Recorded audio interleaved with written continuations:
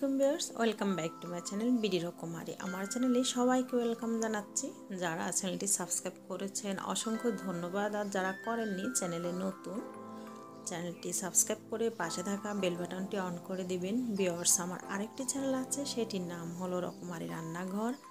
আমি অনুরোধ করব চ্যানেলটা ভিজিট করে আসবেন এবং সাবস্ক্রাইব করে আমার পাশে থাকবেন।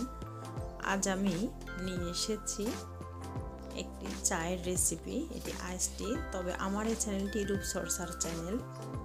আমার ভিউয়ার্সরা মনে করবে যে আজকে রূপচর্চার ভিডিও আপলোড না দিয়ে রেসিপির ভিডিও। এটা আমি বাসায় তৈরি করে খেয়ে থাকি গরমের ভিতরে, যেহেতু এখন একটু ভ্যাপসা গরমের মতো পড়েছে। অনেকে কোল্ড ড্রিঙ্কস খেয়ে থাকে বা বাইরে থেকে নিয়ে এসে ঘরে তৈরি করে আইসক্রিম বা ঠান্ডা জাতীয় ডেজার্টগুলো খেয়ে থাকে। তবে এই আইসটিটা তৈরি করে এক সপ্তাহের মতো নর্মাল ফ্রিজের পোষণে রেখে দিতে পারেন। আর আমার মনের থেকে আমি আসলে আজকে ভালোবেসে আমার ভিউয়ার্সদের জন্য একটি রেসিপি নিয়ে এসেছি এই চ্যানেলে। সেটাই তো চলুন কিভাবে আমার এই ভালোবাসার রেসিপিটি তৈরি করি। ভীষণ মজার এই আইসটিটি খেতে।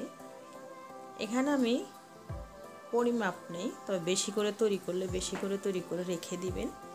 এখানে আমি আগের থেকে চুলায় পানি ফুটতে দিয়েছি, ফোটা হয়ে গিয়েছে। আর দেখেছেন আমি 2 চা চামচ চিনি দিয়েছি। মিষ্টিটা যার যেমন স্বাদ অনুযায়ী সেটা অ্যাড করে নেবেন। আর দিয়ে দিব এখানে চা পাতা। চা পাতাটা দেওয়ার পরে এটা কিন্তু বেশিক্ষণ আর জাল দিতে যাবেন না। চা পাতার যে নিজস্ব একটা ফ্লেভার আছে সেটাই আইসটিটার ভিতরে খুবই ভালো লাগে। জোরে একটা বলক আসলেই আমি চুলাটা অফ করে দিব। যখন জোরে একটু ফুটে আসবে পানিটা, তখনই চুলাটা অফ করে দিব। একটু নেড়ে ঠান্ডা হওয়ার জন্য একটু অপেক্ষা করব। এটি বাসায় তৈরি করে খেয়ে দেখবেন, খুবই মজার এই গরমের ভিতরে। চাটি আমি সেকে নিয়ে এসেছি, আর একটি গ্লাসকে আমি সাজুগুজু করে নিয়েছি।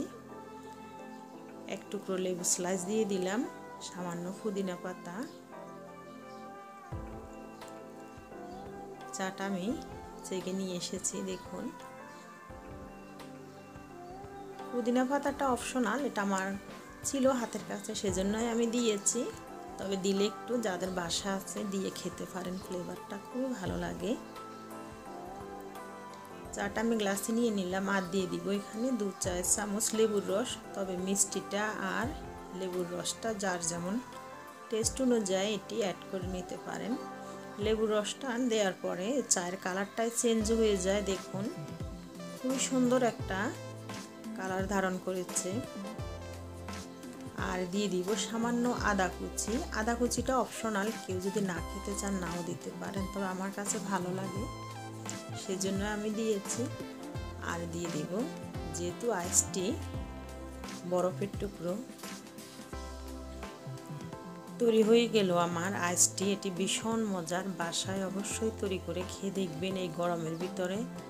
আর বেশি করে তৈরি করে বোতলে ভরে এটি নর্মাল ফ্রিজের পোষণে এক সপ্তাহের মতো রেখে এটি খেতে পারেন। তো ভিউয়ার্স, ভিডিওটি যদি ভালো লাগে প্লিজ চ্যানেলটি সাবস্ক্রাইব করবেন, একটি লাইক দিবেন অবশ্যই। আমি আমার মন থেকে ভালোবাসা থেকেই আমার ভিউয়ার্সদের জন্য এই গরমের ভিতরে একটি ঠান্ডা পানীয় নিয়ে এসেছি বা চা নিয়ে এসেছি, যেটাই বলেন। তো চ্যানেলটি সাবস্ক্রাইব অবশ্যই করবেন আর শেয়ার করবেন অবশ্যই, অন্যকে দেখার সুযোগ করে দিবেন। যদি ভুল ত্রুটি হয়ে থাকে ক্ষমা সুন্দর দৃষ্টিতে দেখবেন। দেখা হবে পরবর্তী ভিডিওতে। ভালো থাকবেন, সুস্থ থাকবেন সবাই পরিবার নিয়ে। আল্লাহ হাফেজ, আসসালামু আলাইকুম।